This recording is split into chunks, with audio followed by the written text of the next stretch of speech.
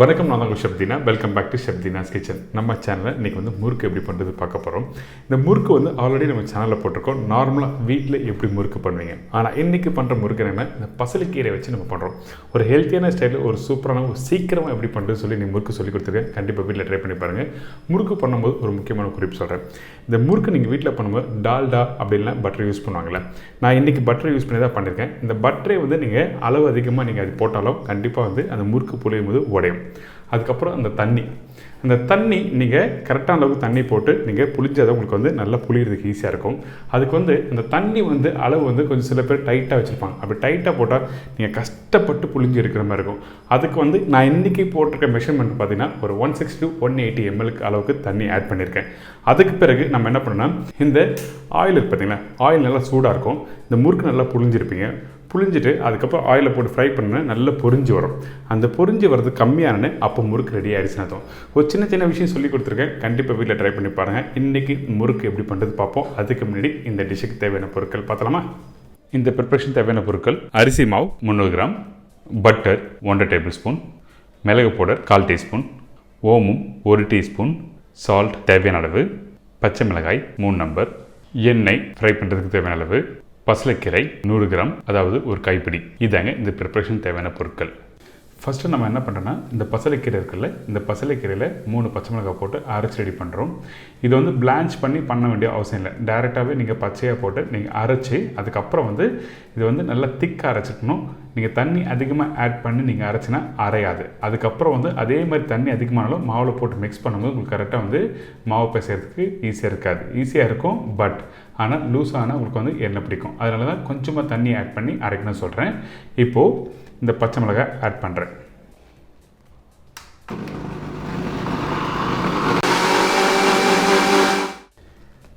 இப்போது இந்த பசலைக்கீரை அரைச்சி ரெடி பண்ணி வச்சுருக்கேன். இதுக்கப்புறம் வந்து மாவில் ஆட் பண்ணி பிசைய போகிறோம்.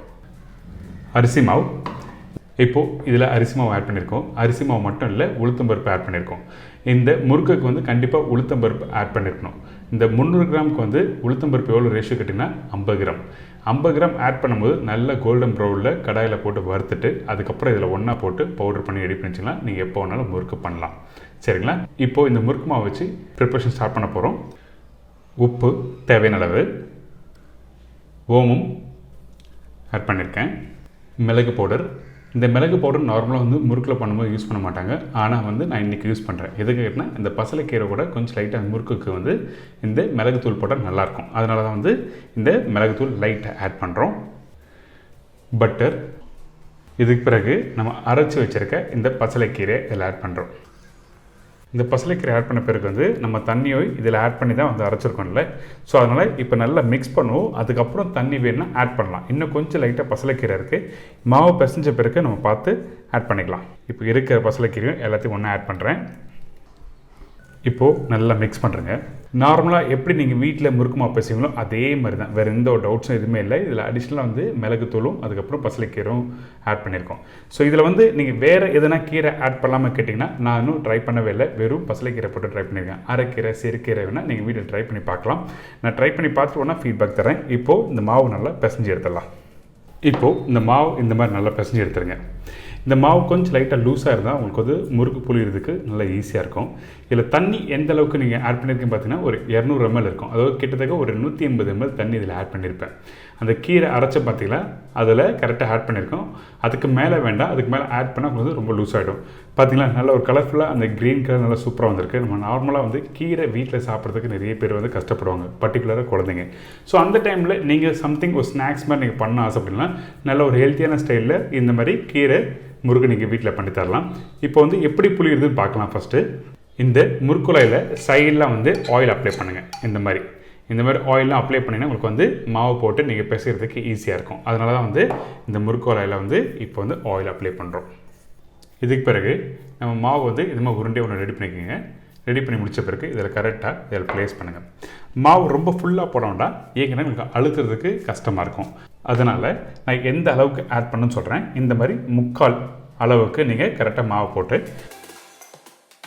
மேல் மூடி வச்சு க்ளோஸ் பண்ணி நீங்கள் முறுக்கு புளிஞ்சால் ஈஸியாக வரும். இப்போ ஆயில் அப்ளை பண்ணியிருக்கேன். எதுக்காக ஆயில் அப்ளை பண்ணியிருக்கேன்னா இந்த முறுக்கு மாவு புளிய போகிறோம். ஸோ ஒட்டாமல் வரதுக்காக மட்டும்தான் ஆயில் அப்ளை பண்ணியிருக்கேன். அப்படி நீங்கள் வீட்டில் இந்த தட்டு இல்லை அப்படின்னு நினச்சிங்கன்னா ஜல்லிக்கண்டி இருக்குல்ல, ஜல்லிக்கண்டி வச்சு நீங்கள் யூஸ் பண்ணலாம். இப்போது மாவு புளிய போகிறேன். இந்த நடுப்பகுதி எங்கேன்னு பாருங்கள்.